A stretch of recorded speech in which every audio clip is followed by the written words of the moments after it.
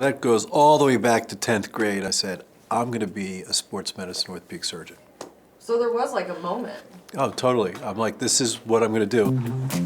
The first 20 years of my clinical practice, I was a mechanic. We're going to wind up using the OSSIOfiber anchors because I don't want to have any metal in this man's body. And then the last 10 years, really much more of a biologist. You ready? Ready. All right, let's do it.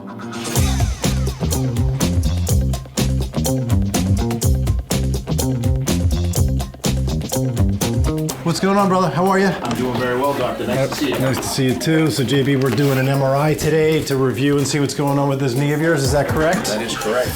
All right, let's see what we got.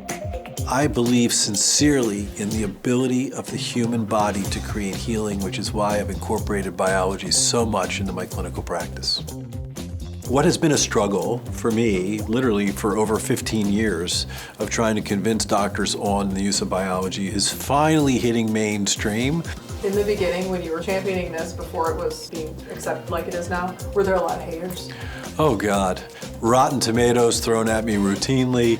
No, in all seriousness, when it comes to skepticism, that is part of innovation.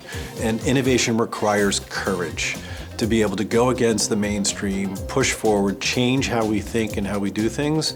And so my entire career has been spent swimming upstream trying to get people to think about things differently. And I'm very proud that many of those things have really come to fruition. And what for many people told me was really a bad idea or would never happen has now become accepted treatment. We use these OSSIOfiber anchors. You get an x-ray post-op.